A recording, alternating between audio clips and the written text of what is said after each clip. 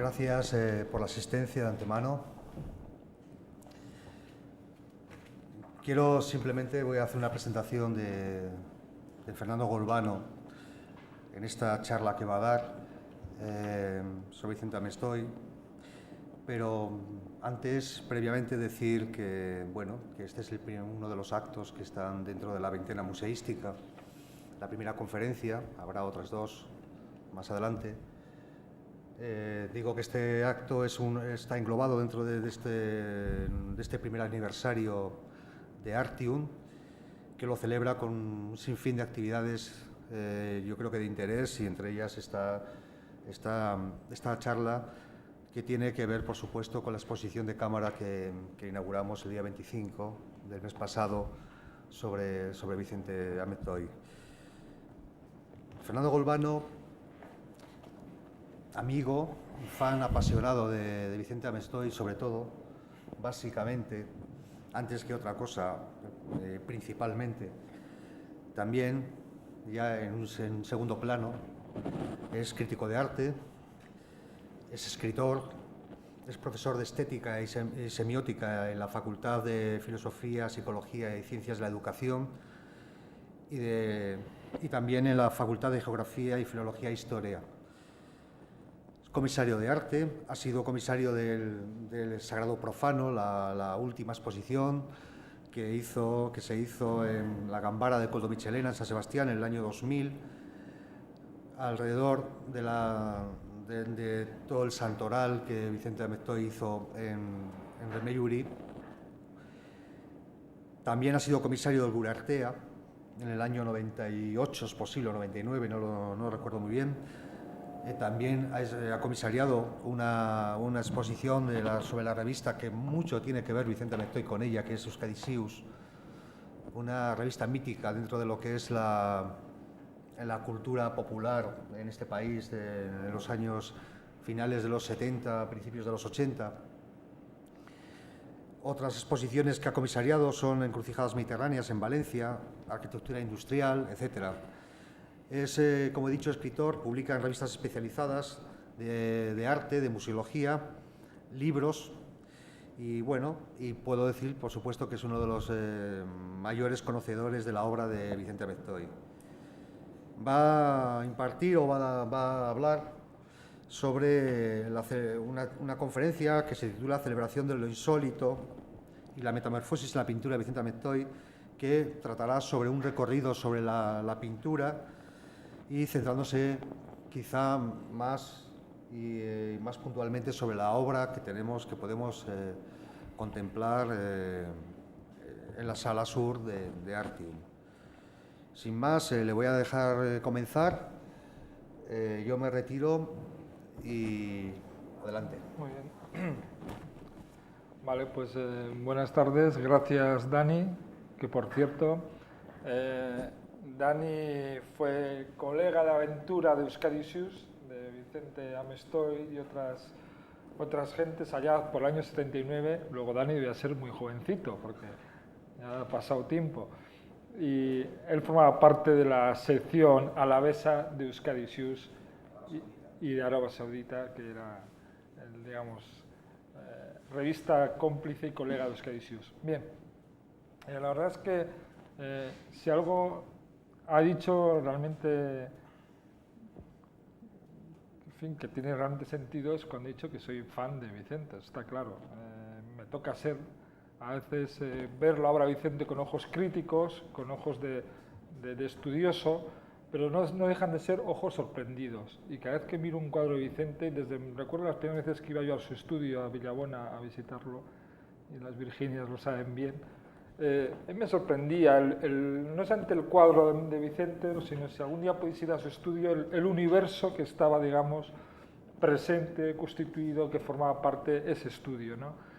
Y eso me llamó mucho la atención, y la verdad es que a partir de ahí tuve la suerte de que hace pocos años, en el año 2000, pude trabajar con él en el proyecto Sagrado Profano, y eso me permitió conocerlo mejor, descubrirlo mejor. En todo caso, quizás me permitió quedarme más, si queréis, seducido por la personalidad compleja y encantadora de Vicente, porque era realmente una persona bastante excepcional, yo creo, ¿no? Muy diferente a otros artistas, a los que también he podido tratar, pero sí que puedo decir que tuve la suerte de conocer a Vicente, de gozar un poco también de sus silencios y de sus breves, a veces, conversaciones, pero me queda la suerte todavía de poder seguir disfrutando, además de su recuerdo, de sus obras que están ahí como testigos de su paso y de su trabajo, ¿no?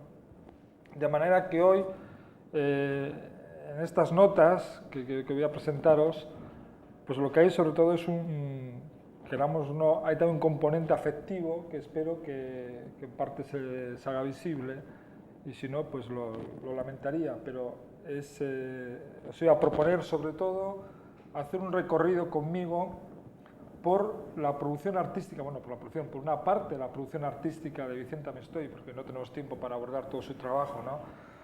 Pero yo he imaginado toda su obra, sean las pinturas, sean las cajas, sean los dibujos, los collages, las litografías, los carteles que diseñaba, en fin, tantas cosas que hacía él, incluso sus escenografías para vacas o para una obra de teatro, Pancha, Renata Aguirre, y todas esas cosas que él hacía que a mí me interesaban, pero yo veo que toda su producción, si algo ha terminado configurando, en mi opinión, es una suerte de bosque de símbolos, un bosque que él ha ido trazando, muy peculiar, donde habitan especies muy distintas, en función también de qué registros y qué momentos un poco toque de su vida. Pero entonces lo que pretendería hoy sencillamente es invitaros a recorrer hacia algunos caminos, trazar algunos caminos, van a ser 7, por ese bosque de símbolos, intentando definir cierto mapa para leer, para disfrutar, para gozar de la obra de Vicente, pero eso, simplemente un recorrido y un mapa siempre personal, que otro vendría y haría otro, ¿no? En todo caso, quedaría ese diálogo, que no deja de ser mío, con el trabajo de Vicente. Por lo tanto, estas 7 posibles caminos, sabéis que en un bosque todos son caminos, en realidad los verdaderos bosques son encrucijada de caminos, todos son caminos múltiples que podemos trazar en cualquier dirección, pero son lugares realmente densos en sentidos, en significados, en sonidos, en aromas, en colores, en olores, y también lugares especiales para caminar. Y como bien sabéis, porque de vez en cuando también camináis o caminaréis, caminar es una forma de pensar. Esto lo sabía muy bien Vicente, que practicaba casi todos los días un paseo cerca de Chondo, de su casa, alrededor de una regata, una reca, pero lo saben bien también muchos escritores, pensadores, poetas, artistas, que han hecho de la práctica del caminar una práctica de pensamiento, un acto de pensar, de meditación, también de ensoñación a veces. Y en esto yo creo que Vicente era un auténtico especialista. Es decir, sabía leer muy bien los acontecimientos, los azares, esos accidentes imprevistos que uno se puede encontrar a condición de que vaya con los ojos más abiertos, los ojos de la pasión, y con atención siempre uno puede encontrar cosas, ¿no? Pues decía eso, que me gustaría recorrer a través de estos 7 caminos con pasos extrañados y sorprendidos por este bosque de símbolos que trazó, yo creo que Vicente, con mucho acierto. Y empezamos, por lo tanto, con el primer camino. Necesariamente el primer camino tiene que ser verde, muy verde, ¿no? Ese verde que es el verde del bosque, pero que puede ser el verde claro, el verde lecho, el verde oliva, el verde seto, el verde lima, el verde hiedra, el kiwi, el alga, el esmeralda, el botella, el río, el ciruela, es decir, el bosque, en definitiva.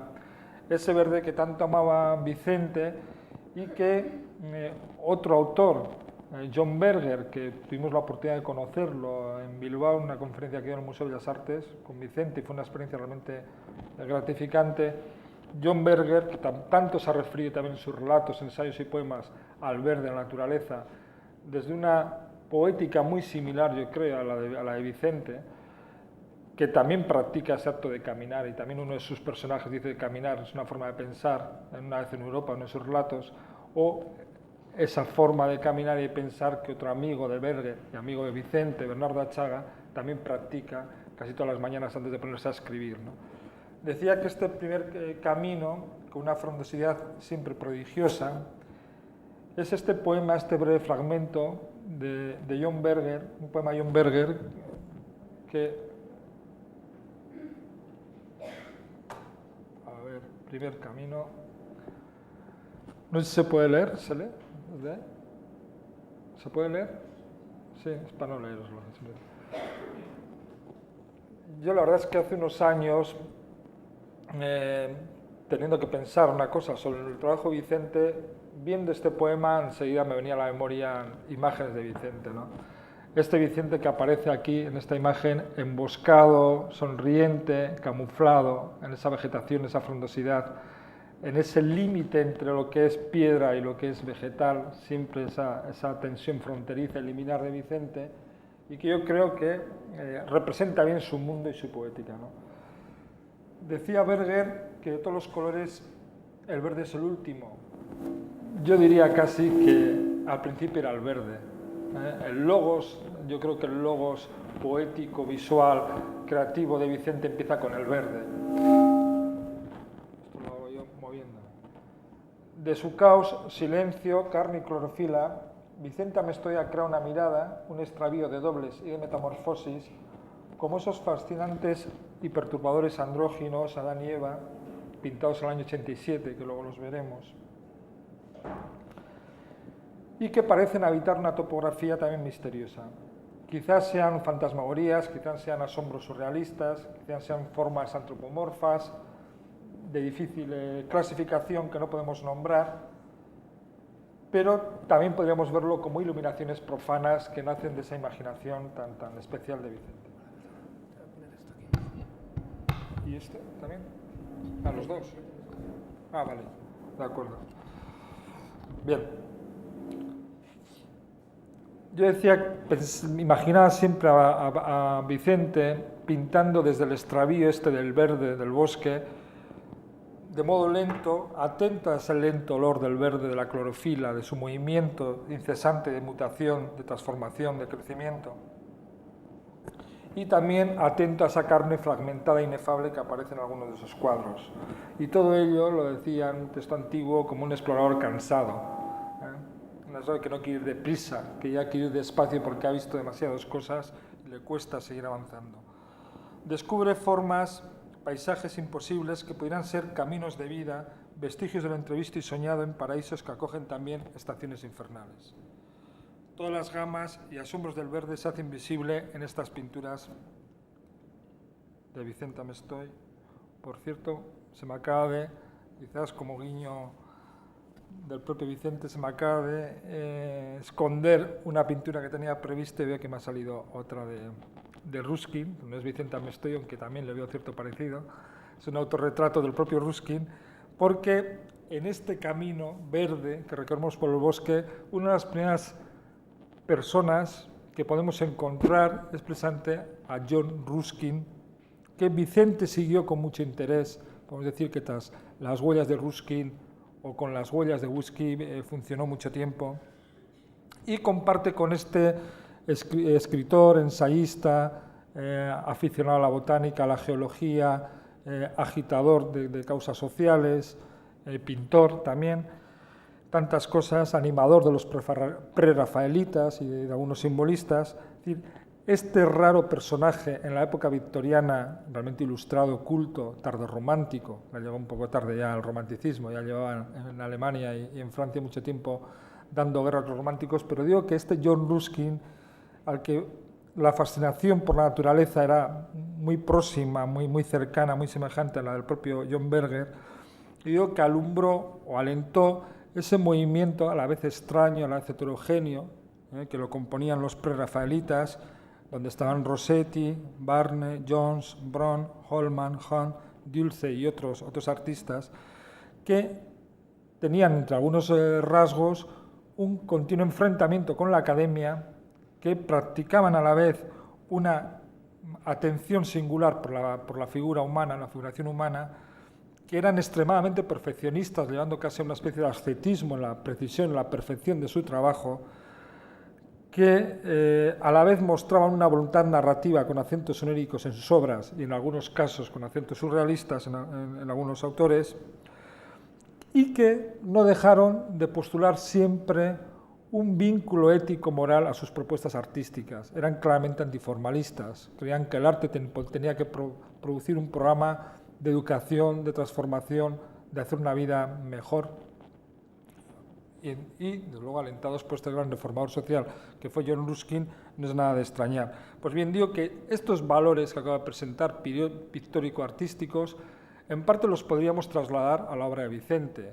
Precisión extrema, nada formalista, crítico con la academia y las convenciones, atención por la figuración humana, voluntad narrativa con acentos oníricos. Es decir, todo esto en realidad podríamos utilizarlo como predicado que hablará del trabajo del propio Vicente. O sea, que no es de extrañar que Vicente se fijara en este grupo de artistas, se fijara sobre todo en John Ruskin, también pintaba, hacía paisajes. De hecho, tiene algunos paisajes de acuarelas John Ruskin que me recuerdan mucho algunas cositas, en algunos cuadernos de Vicente me recuerdan mucho, pero no lo he traído aquí. Y lo que sí quería traer es este autorretrato, que yo no sé, últimamente estoy viendo a gente, luego veremos con Dad, que siempre encuentro ya todo el mundo semejanzas con el propio Vicente, pero esta frontalidad, esta afirmación de esa mirada entre tímida y afirmada, ese pelo incluso que se puede entrever casi que es medio también rojizo,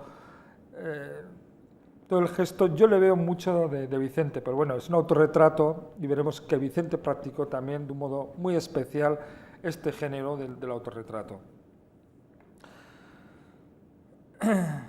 Bien, siguiendo con Ruskin, y ha sido precisamente Vicente Mullafoix, en el catálogo del año 90, Carne y Clorofila, uno de los primeros, yo creo que críticos, que advirtió ese vínculo, ese nexo, esa relación entre Ruskin y Vicente, y ya esa simpatía tan desvelada por el propio Molina Foix, destaca con una cita de uno de los libros de Ruskin, que es Las piedras de Venecia, que os voy a leer, porque yo creo que ahí sí que anticipaba una parte del imaginario o la imaginería creativa de Vicente.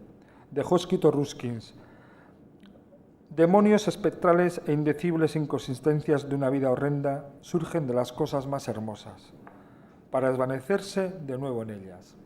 Y esta atención de que lo bello puede producir lo grotesco y lo grotesco producir otra forma nueva de belleza, que formaba parte de ese programa tan misterioso y tan del gusto del...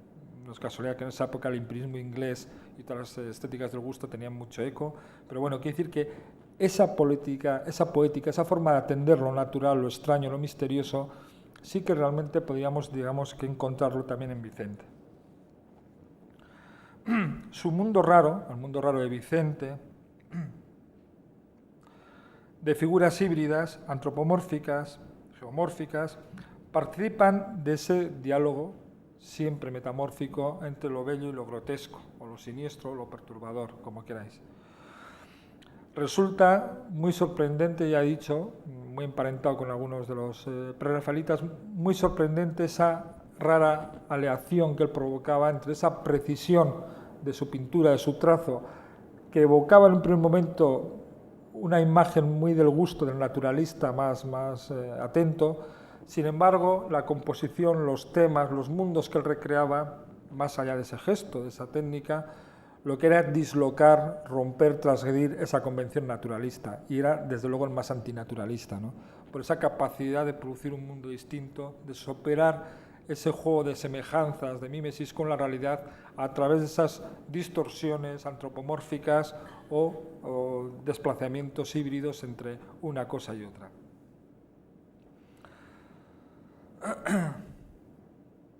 Y lo que quería deciros es que esta atención siempre por lo metamórfico, por las transiciones, por los desplazamientos y mestizajes de las imágenes, de las cosas, de lo que existe o de lo que pudiera imaginarse, digo que lo que viene a revelar en el trabajo de Vicente es algo muy importante, y es que el arte, aunque represente, el arte representa de un modo distinto.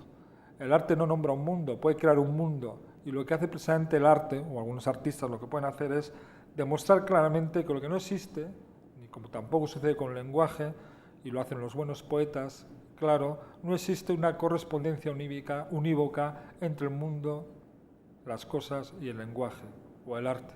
sino que siempre es una construcción, una mediación, que lo que permite es presentar algo que a veces tiene una conexión con lo que conocemos, pero que nos trasladan a otro imaginario, a otra posibilidad de pensar otro mundo del cual desconocemos casi todo.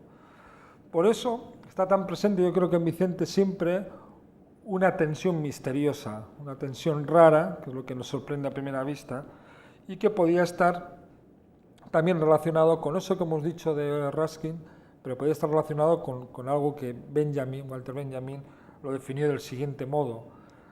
Más bien, dijo, penetramos en el misterio solo en el grado en que lo encontramos en lo cotidiano, por virtud de una óptica dialéctica que percibe lo cotidiano como impenetrable y lo impenetrable como cotidiano. Es decir, Vicente podía partir de lo más real, de lo más banal, de lo más cotidiano para producir ese mundo otro, pero siempre sin perder un vínculo con ese mundo el cual vivía, conocía y buscaba ese lado, digamos, misterioso y extraño, ¿no? Al mismo tiempo, algo que ha expandido las sensaciones de lo indecible o de lo inefable, o de lo que es enigmático en última instancia, en la pintura de Amestoy o en sus cajas, relacionado con esto, es la presencia recurrente en Vicente de lo maligno, del displacer y de la muerte. En realidad, la serie de cajas, magníficas cajas que Vicente fue realizando a lo largo de su vida, ¿no?, de su trabajo, no son más que vanitas, sagradas o profanas, o a veces sagrado-profanas, son continua variación, una colección de vanitas, de esa representación del tiempo fugitivo, de esa muerte que acecha siempre detrás de cada experiencia de cada ser humano como destino final y que anticipa. La poética de la vanitas es, sabéis, este género tan clásico, que sobre todo que se practica desde el siglo XV y el XVI fundamentalmente, es un género que lo que hace es anticipar precisamente esa obsolescencia de la vida que nos va a afectar a nosotros, ¿no? Ese tiempo fugitivo, siempre ida, nos lleva hacia esa última respiración, último momento de vida.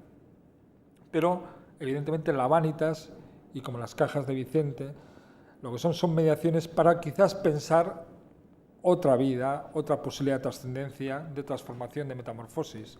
No en clave religiosa, cristiana, en clave trascendental, metafísica, pero quizás en clave sí que naturalista, panteísta, de mil maneras. Quizás Vicente sabe que prolongamos, a través de lo pequeño se prolonga a lo largo, que nuestras vidas, que son muy breves y efímeras, quizás se prolongan en la materia, en lo orgánico, en otras posibilidades de existir en la propia naturaleza. Quizás las vanitas sean eso también, ¿no? Y el trabajo de Vicente, digo, sobre todo las cajas, me parece un excelente ejercicio de construcción de vanitas. Bien,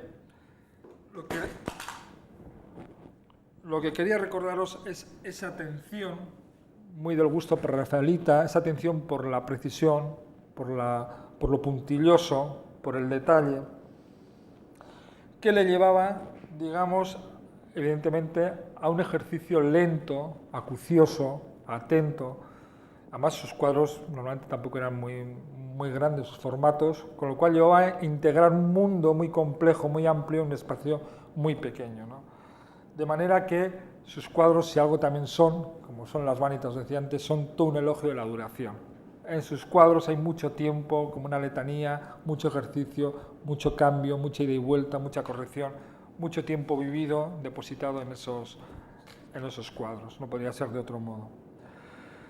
Y relacionado con esta cuestión de la duración, está otro problema que es siempre recurrente en Vicente, que es el problema de cuándo una obra se ha terminado. Algo que queramos o no, siempre ha estado rodeando a Vicente, esa exigencia de que termine cosas, galerías, coleccionistas, artistas, de que termine.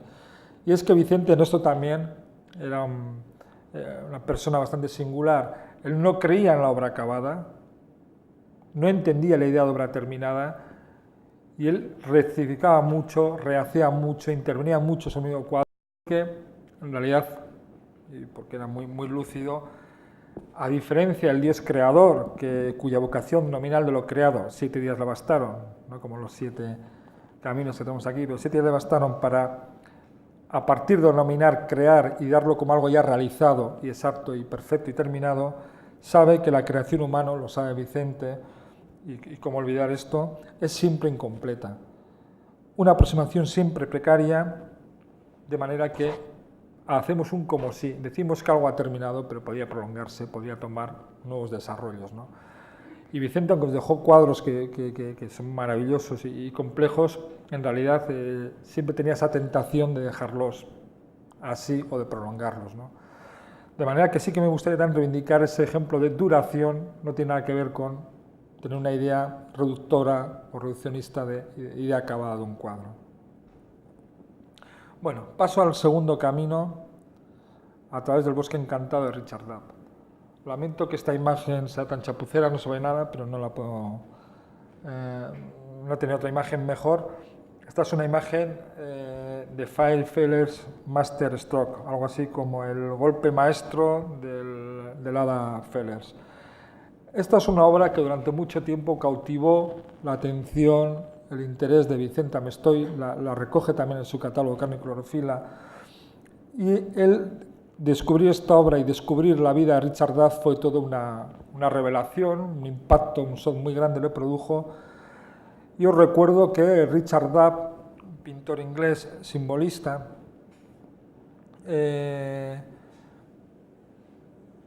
fue confinado en un hospital psiquiátrico tras matar a su padre en el año 1843, todavía bastante joven, y la mayoría de su obra, prácticamente el grueso de su obra, la hizo en los años de confinamiento en ese hospital psiquiátrico. A Vicente siempre le llamó mucho la atención este personaje que podía producir esta obra tan mágica, tan ensoñadora, tan fantástica y tan mágica. De hecho, Shakespeare, El sueño de una noche de verano, hay personajes aquí incluidos, o Romeo y Julieta, fue una fuente continua de inspiración en sus lecturas de Richard Dabb, que no salió del hospital, pero él pintaba paisajes, pintaba mundos, bosques, elfos, hadas, es decir, un mundo que también a Vicente le sorprendía y le interesaba, pero todo eso lo hacía desde una demencia, en principio reconocida, pero que no le impedía producir este mundo otro tan fascinante y tan raro, ¿no? Sabemos que Vicente fue a la Tate Gallery, vio a Dabb, descubrió a Dabb y lo siguió y le interesó mucho su vida.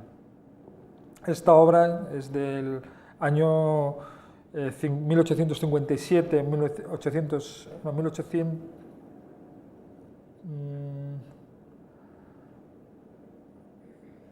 56,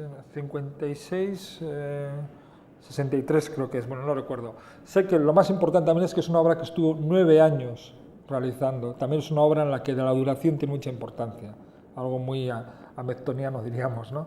Pero llena de matices, de complejos, de bosques, una composición muy rara.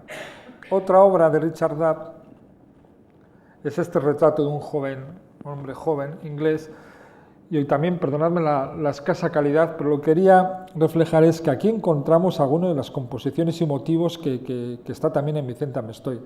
Bueno, primero podemos empezar que a mí, y lo comentaba también con su compañera y su hija, yo cuando vi la primera vez este cuadro, pues me recordaba a Vicente. Ese pelo también rojo, esa cara, esa expresión, me recordaba a Vicente.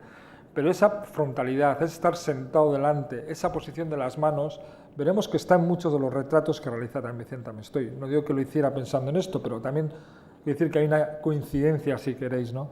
Pero lo que me interesa es que os fijéis también cómo este hombre claramente bien vestido, para la época, con traje, algo muy urbano, muy ya de ciudad, lo que tiene detrás es toda una especie de mundo boscoso, de arborescencias, de troncos que parece carne, formas orgánicas, que realmente resulta sorprendente y que yo creo que eso le interesó, con esos verdes también, le interesó mucho a Vicente, ¿no?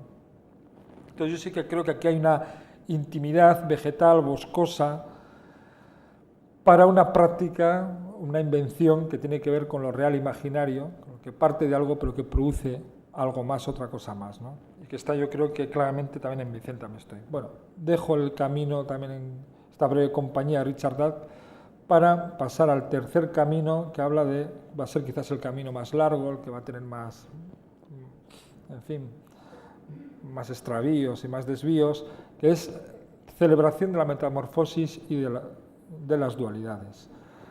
Bueno, esta obra que está en la exposición, que lo tenéis en el catálogo, de los años 70, ya aparece claramente aquí registrado este mundo dual de Vicente, este juego de las transiciones, de las hibridaciones.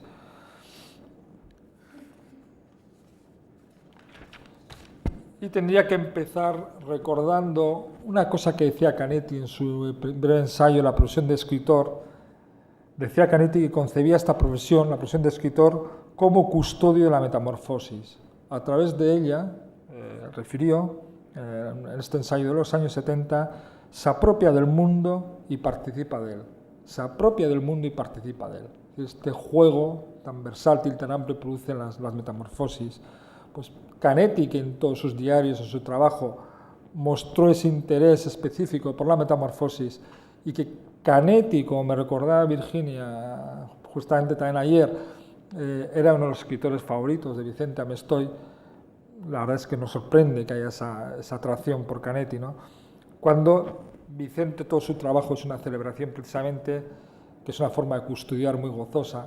La celebración es una celebración de estas dualidades, de estas hibridaciones, de esta metamorfosis, en lo que lo vegetal, lo más rural o lo más arcaico, deviene en formas antropomórficas, en seres humanos raros, híbridos, fantásticos, con estas formas aquí fálicas, hay, o como espárragos hay hacia afuera, con lo que tanto jugaba Vicente, que no sabemos muy bien qué es, y a la vez con una apariencia de bosque realmente muy naturalista, pero que queda perturbada, queda rota esa apreciación con estos personajes imposibles, tan fantásticos y tan surrealistas, ¿no? Entonces, sí que creo que está esa atención, esa celebración que es custodia. Es más, me recordaban cómo precisamente en Barcelona, hacia el año 90, un verano, le robaron el bolso a Vicente, que llevaba un libro de Canetti que se llamaba Voces de Marrakech. Un libro realmente imprescindible si queréis hacer un viaje imaginario por Marrakech, pero si vais también a Marrakech, no olvidarlo porque es realmente fascinante. Bien, hibridaciones de todo tipo, y seguimos en este juego de las dualidades, de las transiciones, con una fórmula que está al principio de la exposición, taoísmo, esta fórmula bien más mal igual a miel, esas moscas kafkianas, pesonianas, que tanto le interesaban también y que él pintaba y dibujaba también en la ropa en Vicente, digo, o monterrosenianas. De Monterroso también era un fan de las moscas como Kafka y Pessoa y alguno más. Bien, taoísmo, bien más mal igual a miel. Aquí tenemos una fórmula, un logos poético visual muy de Vicente. Vicente apuntaba muchas cosas, muchas fórmulas, tenía diarios, cuadernos de trabajo, pero realmente Vicente no era una persona que dedicaba a teorizar, a escribir mucho sobre él. Más bien era bastante silencioso, hablaba muy poco, y lo que ha practicado mucho Vicente es un pensamiento en imágenes. A través de su obra realmente ha construido discursos realmente complejos y profundos, ¿no? Pero esta fórmula que está aquí, que está en el libro de Carne y Clorofila y que está en la exposición, yo creo que representa muy bien esta especie de celebración. En este caso el resultado sería la celebración de la miel. Yo creo que Tapie se basó en esta fórmula para hacer su famosa exposición, su trabajo de celebración de la miel. Pero ¿qué nos viene a decir aquí? Reúne dos elementos contrapuestos, reúne como una especie de conceptos de antinomia, bien y mal, que dará como resultado algo agradable, algo que permite vivir, algo que permite crecer, y que lo marca con la idea de taoísmo.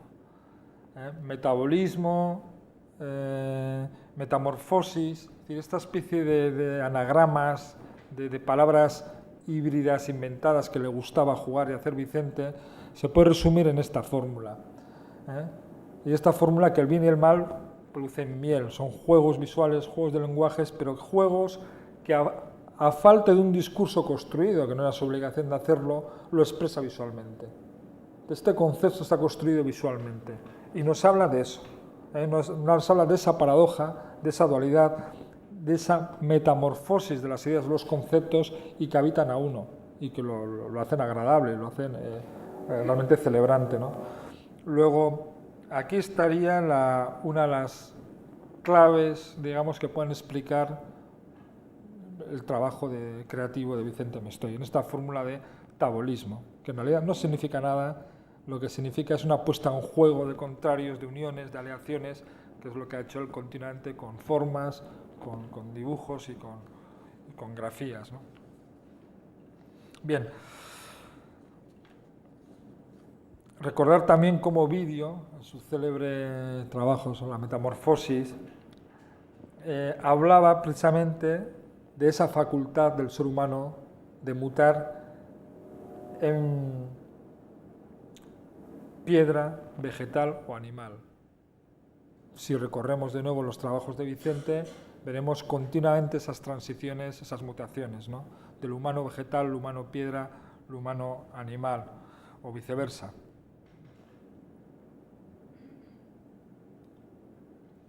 Bien, entonces vamos a recordar en este juego de dualidades algunas de las más características que están en sus trabajos.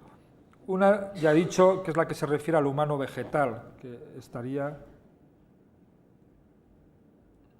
en este retrato de José Aillón, de nuevo una dualidad, de nuevo esos peces ahí que vuelan, muy magritiano también, de nuevo esta entrada aquí, esta apertura siempre fantástica a otra cosa, y esta dualidad, lo humano, esta especie de suerte de espantapájaros, de robot siniestro, con ese ojo, también muy de Vicente, ese ojo sorprendido, ese ojo metódico, ese ojo asombrado, que va escrutando sobre todo lo visible y lo invisible.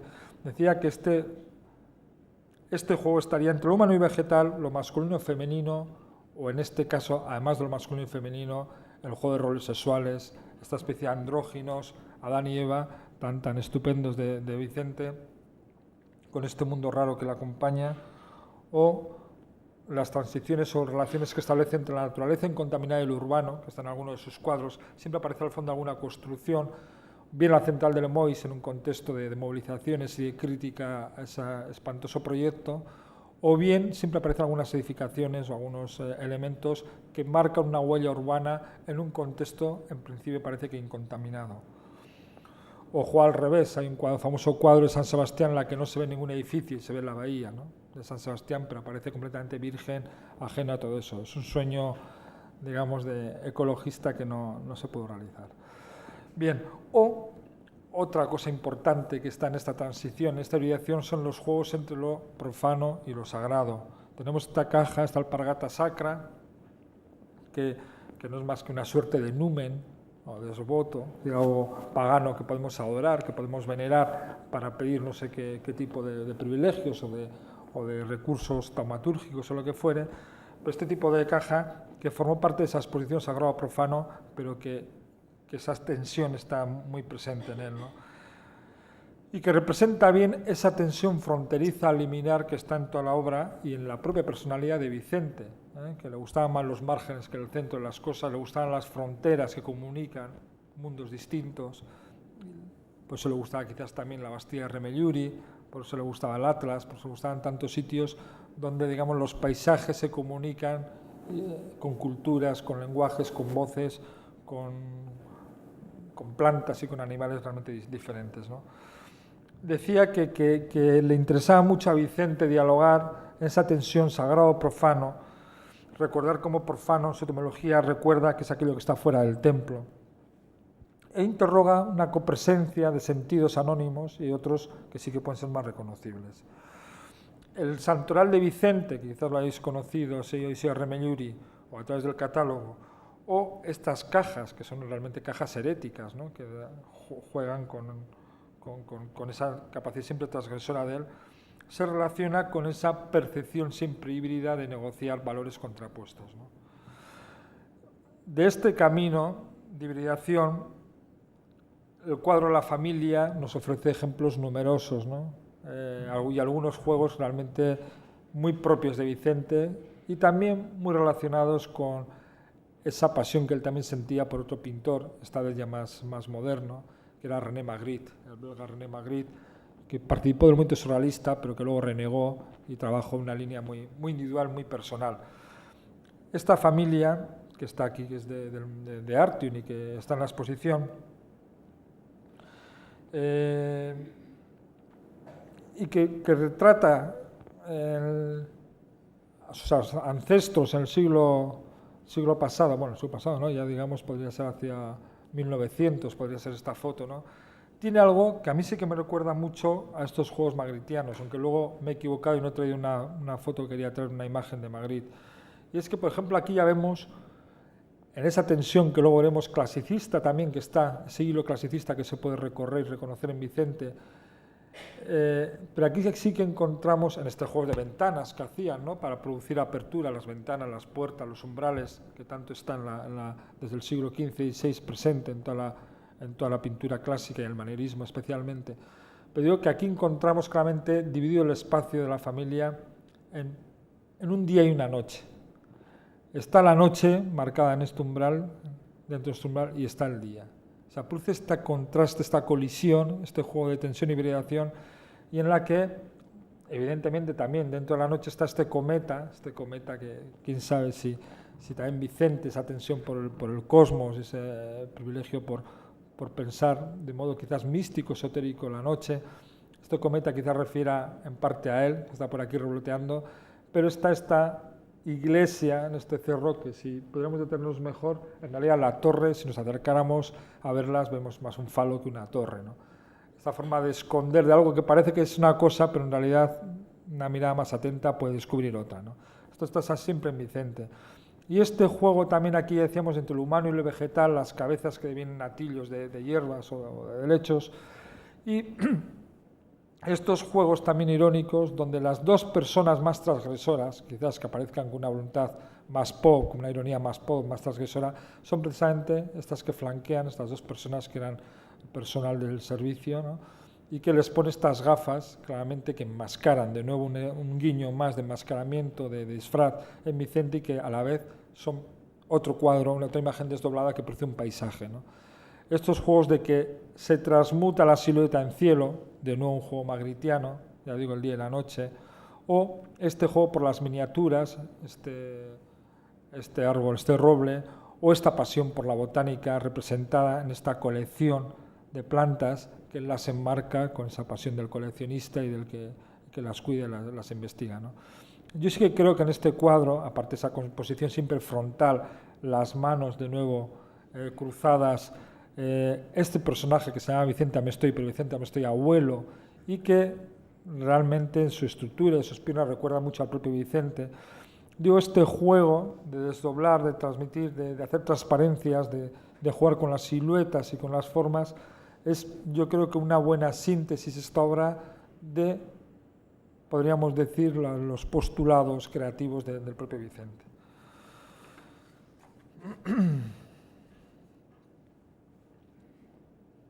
Aquí quería haber colocado, pero veo que no está, no quería haber colocado esta imagen de esta nube magritiana y que, en fin, aparece aquí este santo.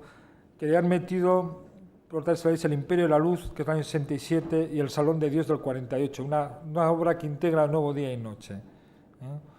O estas dos imágenes muy propias también de Vicente y que están en Magritte, esta hibridación de cosas y de objetos, ¿eh? Este ejemplo, o este ojo frontal, este ojo que está casi siempre en muchas obras de Vicente, ¿no? Sea en algún personaje, sea en una hoja, sea en una cabeza de piedra de un espantapájaros, o sea, ese ojo atento, observador, ya dicho, sorprendido y metódico, que representa todo el trabajo de Vicente, ¿no? Otro elemento que os he dicho antes, las gravitaciones, estas manzanas, otro motivo magritiano, las gravitaciones, de nuevo, otro recurso muy de Magritte, hacer gravitar rocas, nubes, cosas, manzanas, y esta transparencia, esta silueta de Vicente, uno de sus primeros autorretratos, aunque tiene algunos de joven y adolescente que no están todavía catalogados, no aparecen en un catálogo, no he podido hacer a ellos todavía, pero ya aparece este Vicente más joven, creo que es del 70 esta obra, del Museo de Durango, donde la tierra y el mar quedan unidos, vinculados por esta imagen transparente, este perfil, esta silueta de Vicente con estas manzanas como juego, digamos, mágico que está junto a él, ¿no?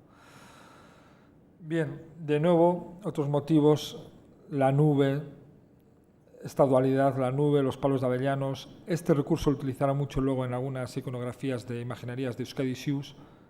La meta, otro elemento recurrente, es decir, este emblema de lo arcaico y lo rural, esta meta que mandó a hacer en algunas de las posiciones que hizo en el extranjero, ¿no? Si no recuerdo mal, en Alemania creo que se llegó a hacer, y luego en otra se iba a hacer, en Suiza creo, o fue primero en Suiza, luego en Alemania, donde no dejaron, creo, ¿no? Mandó, o en Italia, si no recuerdo bien. Bueno, pero este mundo que es muy de Vicente y que Julio Meden lo supo captar también, por eso le invitó a Vicente a que hiciera la oceanografía, le ayudó a hacer la oceanografía y elementos de vacas. O sea, que si viéramos vacas, de hecho aquí hay una obra también de Vicente, que hay una especie de toro así colgado de vaca, colgado de esto, que también remite un poco a ese mundo, ¿no?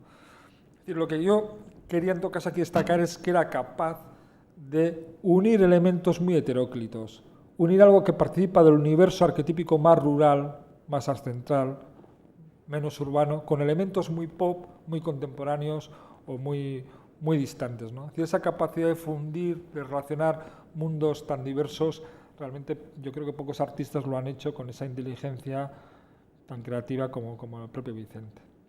Bien, o en este caso este retrato de Virginia, de nuevo este juego, este pintalabios cohete, ese fondo también que repite, y estos palos de avellanos, siempre esta transmutación entre lo vegetal y lo humano. No podía faltar, por supuesto, el canuto, pero en este corazón de tierra y algo más, no por casualidad, Vicente ha colocado dos pequeños palos que forman, con este otro perímetro de avellano, forman una A que yo creo que está justo encima del corazón de Virginia, ¿no? Yo creo que es una bonita declaración de amor que Vicente, creo que era eso, muy parco en palabras, pero que visualmente decía muchas cosas, ¿no?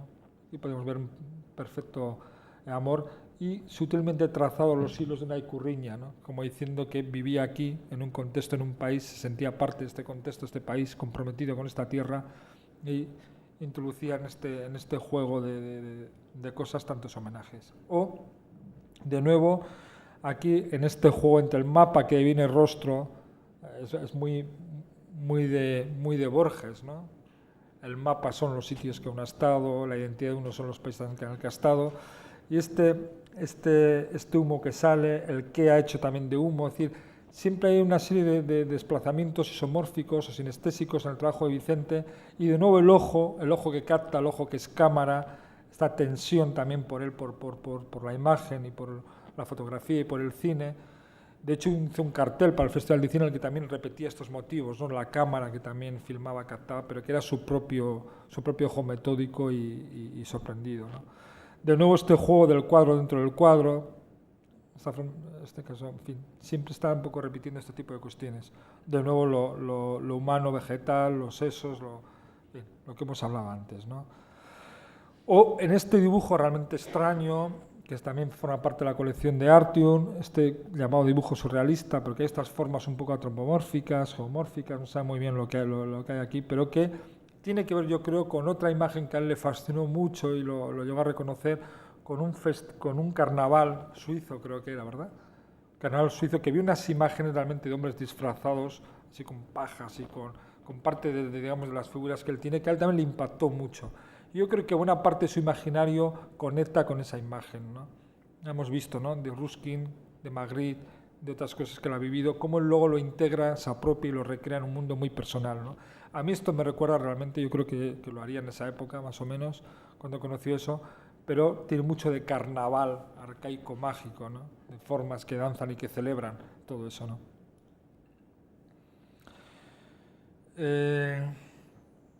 Bien, unido a esto que acabamos de ver, podríamos también participar como lo bello deviene siniestro, deviene una forma de belleza rara, misteriosa, ¿no? Y quería referirme una breve nota precisamente a que este bosque de Vicente, que tanto ha tramado, es un bosque que es realmente la patria de Dionisio, es la patria del deseo, la patria de la lujuria, la libertad deseante, ¿no? Ojo inflamado de Eros, se decía, ¿no? Pues eso que era muy de Vicente, que era de cualquier pasión dionisiaca, eso que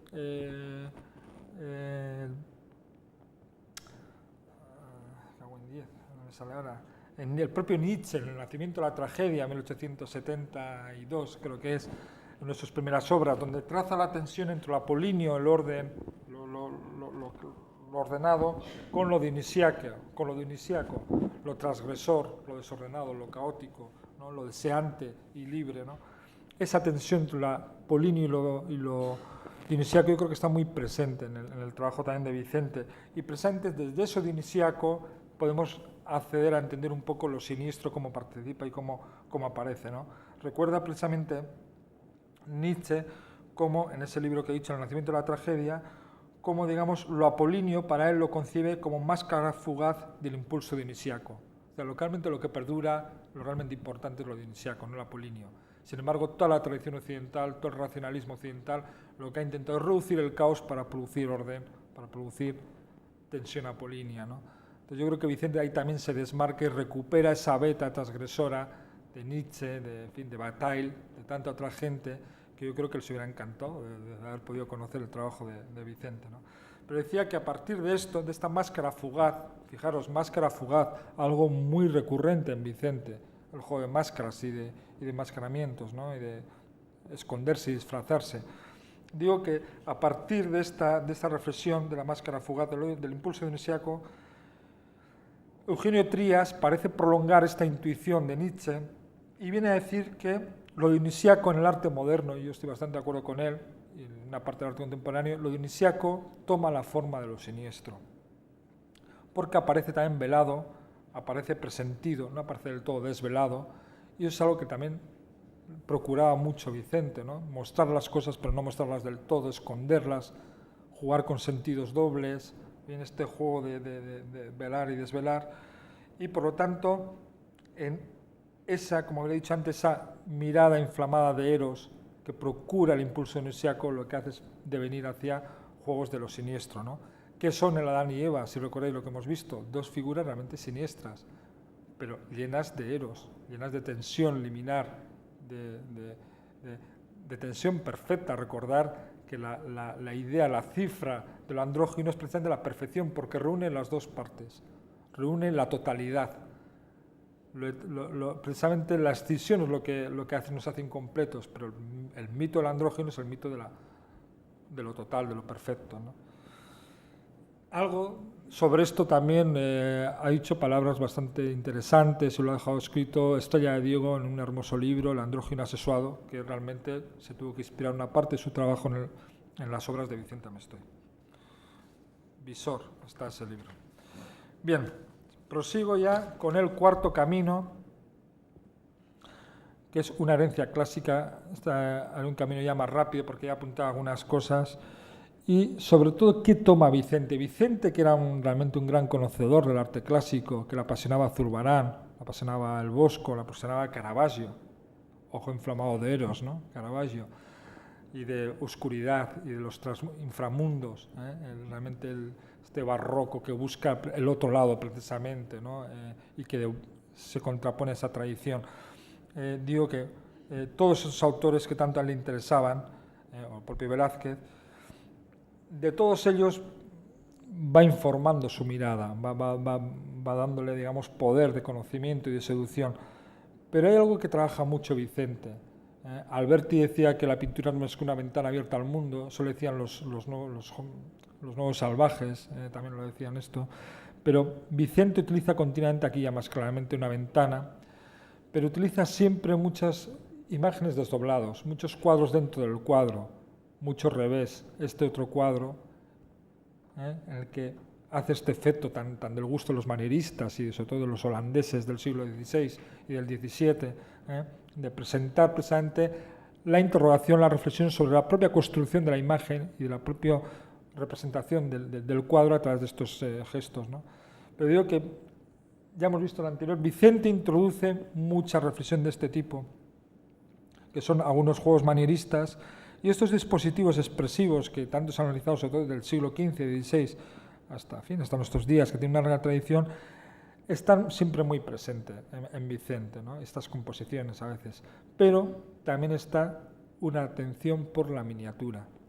Yo creo que Vicente, cuando dentro de los cuadros se introduce inscripciones, introduce otros paisajes, introduce otros juegos de miniaturas, lo que viene es a reconocer que el ensueño de la miniatura, o la miniatura, como recordaba Bachelard en la poética del espacio, la miniatura hace soñar, produce ensoñación. Y esto era muy propio Vicente, sus trabajos siempre imitan a soñar. Por cierto, que detrás de este muro, de nuevo introduce aquí pues poliñas, otro juego, otro elemento de esa cultura rural. En este muro aparece también una figurita, por aquí, una figura camuflada, que podría ser el propio trasunto de Vicente, metido en el propio cuadro, ¿no? Muy propio también de algunos juegos manieristas. O de algunos efectos del trampantojo o del trompe-l'œil, estos juegos de perspectiva, de producir profundidades, guiños, etcétera, etcétera. Yo lo que quería decir es que esta herencia, estos juegos, están muy de Vicente, pero para llevarlo luego a su mundo, para romper esa transgresión, la transgresión de la figuración, de los cánones, y producir esas composiciones que son tan suyas y tan raras, ¿no? tan extrañas. De nuevo una ventana que produce otra entrada, otro paisaje, otro desdoblamiento. Esta aquí creo que pone a manita muscaria. Esta tensión también por introducir inscripciones, por velar juegos de inscripciones. Este ojo aquí, en este caso enmascarado, de nuevo el ojo en la hoja. Esta sonrisa. Es decir, todos estos juegos de Vicente, la manita muscaria, como no, el pelo de Virginia, en fin, todos estos juegos que están siempre un poco apelando a la inteligencia, digamos, perceptiva del propio espectador, ¿no?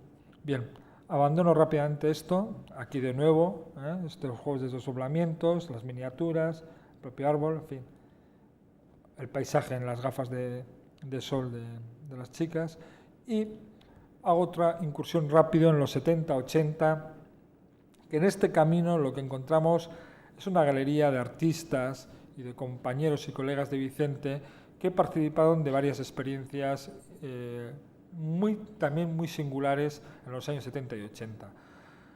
Hay que recordar que Vicente, y recordar los 70, en un contexto de hegemonía, digamos, en el arte contemporáneo, de las posturas muy militantes de la abstracción, o si había una figuración de signo pop, recordar al final de los 70, 78, todo el movimiento madrileño, la nueva figuración, que de nuevo se ha vuelto un poco a echar un foco crítico sobre ello, a descubrirlo, pero Vicente produce una figuración muy particular, muy suya, que tiene esta impronta surrealista, pero que no es del todo surrealista, porque él es bastante metódico y bastante calculador, no deja toda la intuición y a la improvisación. Investiga mucho antes de pintar algo y hacer algo. Entonces digo que Vicente, por un lado, participa de una experiencia, digamos, entre lúdica, underground, entre amigos, algunos festivales de cine en Villabuena-sur-Mer, que hacían en su propia casa en Echondo, con un joven Iván Zulueta, con un joven Nagel, con Zubri Arain, con Goenaga, con José Llanos, una persona que tuvo mucho contacto esos años con Vicente, con Rosa Valverde también. Es decir, ese grupo también que practicaba una figuración y que, digamos, funcionan al margen de las escuelas Gaur, pero también de las escuelas que nacieron de esas escuelas. Realmente representan una postura distinta, no afirmada en grupos y tendencias en poéticas, sino que iban por libre y hacían esas fiestas y en fin, ese tipo de trabajos. Pero al mismo tiempo, y hacia el año 79, participa, yo creo que una de las aventuras más sugerentes que ha habido en Euskadi, breve, pero no por ello menos sugerente, que se llamó Euskadi Shoes, surgió en el año 79, duró un año prácticamente, sacaron 7 números, si no recuerdo mal, que era una revista, era un colectivo de trabajo, de agitación,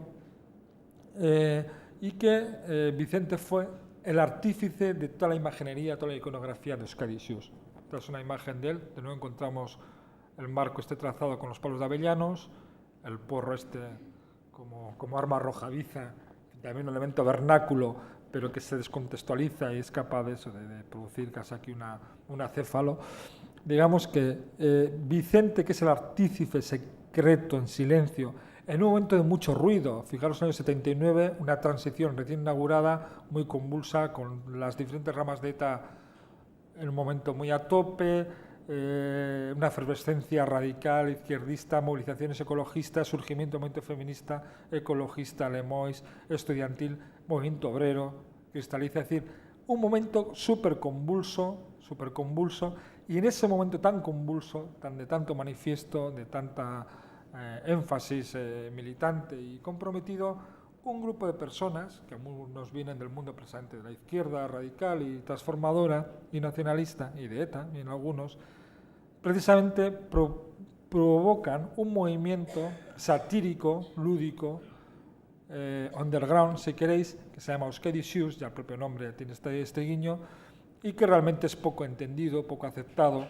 muy incomprendido, y encuentra, digamos, un boicot muy descarado presente de ese universo de personas que podrían sintonizar, y queda como una aventura breve pero satírica y realmente radical, ¿no?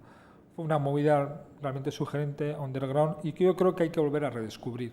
Quizás nos haga un poco de falta en estos tiempos también actuales, un poco de esa capacidad de reírse de nosotros mismos, de todo lo que pasa aquí, recuperar el sentido del humor, sentido un poco crítico, satírico, reivindicar el sexo. De hecho, la primera portada, en fin, creo que era que Euskadi no se folla, el año 79, creo que no, podría ser muy actual esa portada, me parece, pero es decir que eso ya marcaba una impronta, una posición, y que sí que me gustaría recordar que el otro Vicente, el implicado en su época, en su tiempo, el que agitaba, digamos, desde este juego cáustico y a la vez muy pop, pero un pop con raíces muy particulares, muy vernáculas, me gustaría destacarlo en este tránsito, en este quinto camino, paseo por los artistas de los 70 y los 80.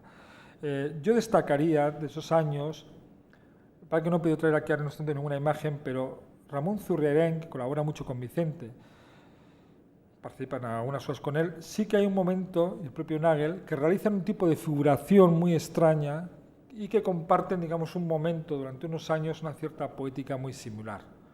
Digamos que Vicente se mantiene fiel a este tipo de trabajos, Zurriaran declinará hacia un juego más abstracto y a veces metiendo algo de figuración, pero abandona, digamos, más ese campo. Quizás ha seguido Nagel con esa trayectoria también singular, cáustica, lúdica, ¿no? Juguetona, y que recuerda un poco el espíritu de esos años. Bien, lo que quiere decir es que también en este campo iba contracorriente el espíritu de Vicente y amigos, ¿no? Epa, me he equivocado. Penúltimo paseo, el paseo de la identidad enmascarada, el recorrido, el camino que nos habla de los juegos de identidad, de los camuflajes, de las máscaras, en fin, de otras hierbas, podríamos decir. Vicente, un autorretrato, una foto, autorretrato, que se defina, y no sé, yo creo que aquí hay esta sombra, hay esta quietud, hay esta pose tan warholiana, yo lo veo por lo menos, esta presencia, digamos, también del tiempo tan afirmado hay, tan quieto y tan frontal, muy melancólica, con esa melancolía que también estaba detrás de todos los juegos, enmascaramientos del propio Warhol. Bueno, pues quería empezar esta serie de hablar del autorretrato tan presente en Vicente con esta propia imagen fotográfica de los 70. O con esta otra obra pictórica, donde está, en fin, con estas alas de ángel, donde se enmarca como pintor claramente, ¿dónde está este corazón que forma parte de las obsesiones y las colecciones de Vicente? Sabéis que es coleccionista de Sagrados Corazones, ¿no? Siempre va a estar muy presente, a él le fascinaba que el imaginario cristiano pudiera venerar algo que a la vez fuera tan terrible, ¿no? Y tan siniestro, ¿no? O sea que, en fin, le sorprendía mucho y él jugaba un poco con esto, con esta corona de hierbas de pelirrojo, pero con su familia detrás, con su coche, está aquí presente. O al revés, ahí estaba de ángel, donde aquí está Virginia y ellos detrás, Virginia, Pique y Vicente, y en este cazamariposas lo que está es un angelito, una suerte de gnomo, de ente minúsculo, de miniatura, de nuevo, con alas, que quizás sea ese deseo de Virginia de cazarlo, de poseerlo, pero como todos sabemos, a los angelillos y un poco diabólicos no hay quien los cace. Entonces, Vicente, que siempre estuvo junto a Virginia, pero Vicente estaba siempre, digamos, con esa libertad siempre inaugurada en él, ¿no? Tan especial. Este retrato, digamos, con estos juegos también muy pop, con todas las cosas, digamos, que compran y que están ahí metidos en ese mundo, ¿no? Tan especial de él. Pero bueno, quería aquí pararme un momento a introducir un nexo entre los juegos tan recurrentes desde el año 48 hasta el 86-87, esta imagen del 86, creo que Warhol muere en el 87, ¿no? Esa pulsión tan clásica, por otro lado, tan clasicista, por otro lado, del autorretrato, Picasso, pero Warhol, Rembrandt, y todos estos. Esta pulsión por el autorretrato, este retrato enmascarado de Warhol del año 86, y que a mí me recuerda, evidentemente, a la actitud siempre de Vicente de enmascararse, de ponerse detrás, de jugar a taparse, y que transfiere esta melancolía, esta frontalidad, que yo la veo muy próxima entre ambos, ¿no? Este afán de esconder la subjetividad, esta timidez que se decía que estaba en Warhol y que el propio Vicente era muy tímido y muy poco amigo de hablar en público y de salir mucho en las pomadas mediáticas, digo, esta forma de reescribir constantemente la identidad a través del autorretrato, que estaba presente siempre en la trayectoria de él. Hay una obra del 81, autorretrato de Warhol, que en realidad es una sombra, es un rostro muy conocido que es como una sombra, ¿no?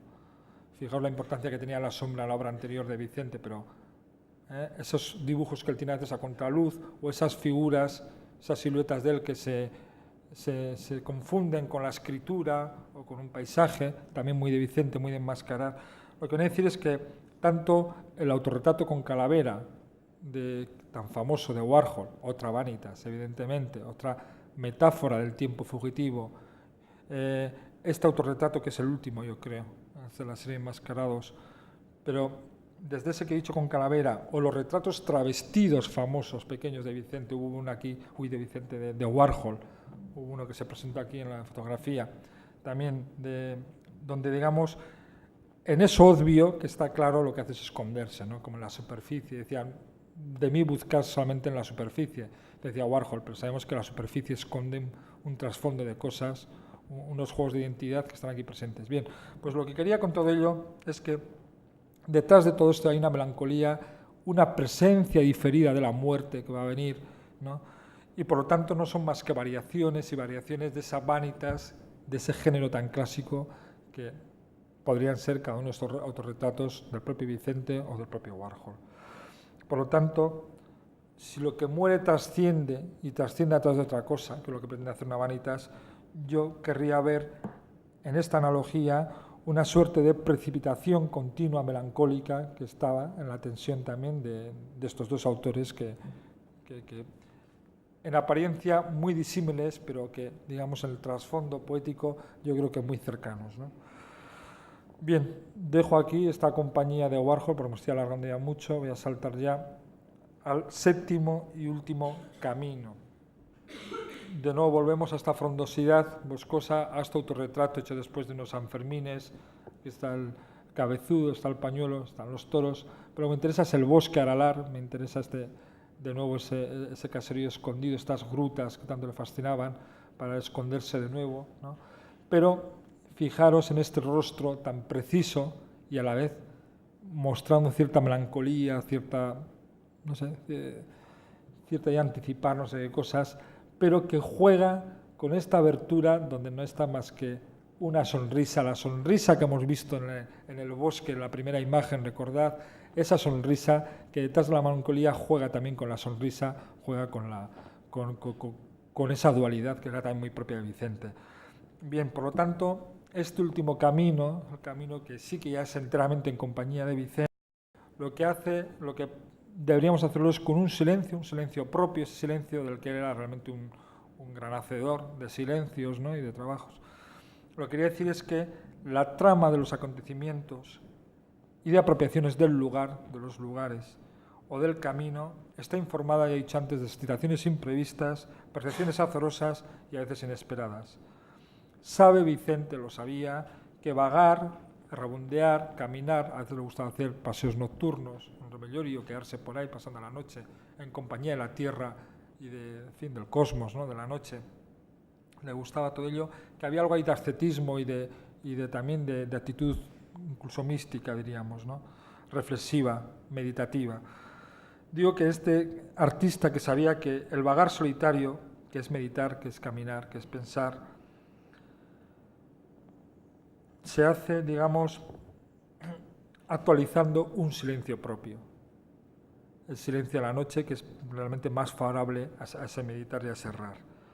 Y aquí me acuerdo precisamente lo que decía de nuevo Walter Benjamin, también otro que le gustaba pasear y errar, en un recorrido que hizo por Marsella, venía a decir, pero es necesario estar solo y errante en este lugar para poder perseguir estos sonidos con las redes de cazar mariposas, cuando, tambaleantes, se disuelven revoloteando en el silencio, porque en estos rincones abandonados todos los sonidos y las cosas tienen un silencio propio.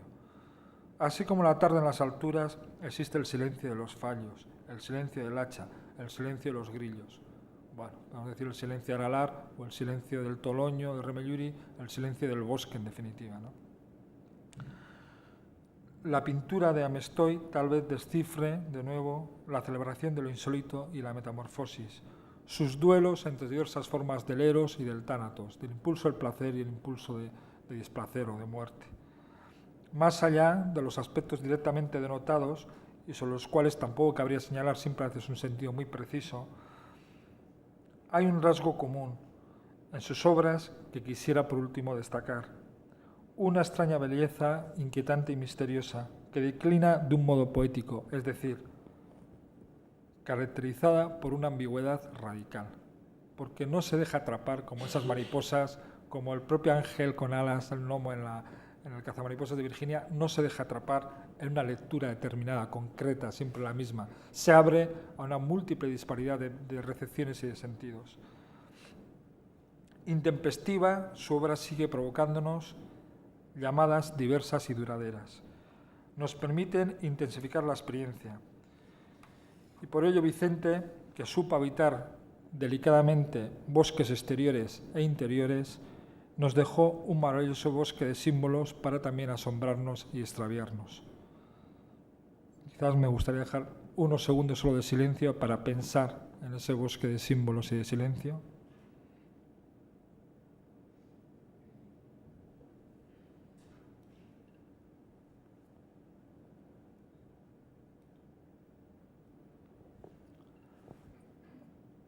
Para llegar hasta la ermita de Remelluri, meternos en la ermita y encontrarnos en el altar con este San Vicente, de nuevo realmente hereje, en fin, que se puede percibir una tensión profana o sagrada, podemos percibir igual, sonríe, pero que lleva aquí una inscripción arábiga que os voy a leer, una enigmática inscripción. La mano que ha realizado esto, está dicho en caracteres árabes, desaparecerá, pero la huella de lo que ha realizado quedará. Sin duda quedará también la huella de esta personalidad compleja y encantadora en Vicente. Queda, por suerte, en la gente que lo pudimos conocer, pero queda la posibilidad en otras personas que lo puedan redescubrir, conocer a través de sus obras, de sus cajas, de sus propuestas. Pues nada, gracias por vuestra atención y esto ha sido.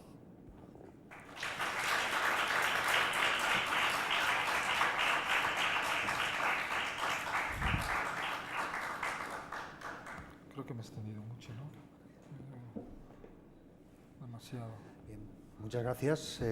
No sé si alguien quiere hacer alguna observación, alguna pregunta en un momento, antes de cerrar el acto. No sé si hay alguna cosa después, creo que sí, ¿no? Dentro de 5 minutos. ¿Hay otro acto? 5. Si quiere hacer alguien alguna observación, y si no, pues repito y reitero las gracias a todo el mundo.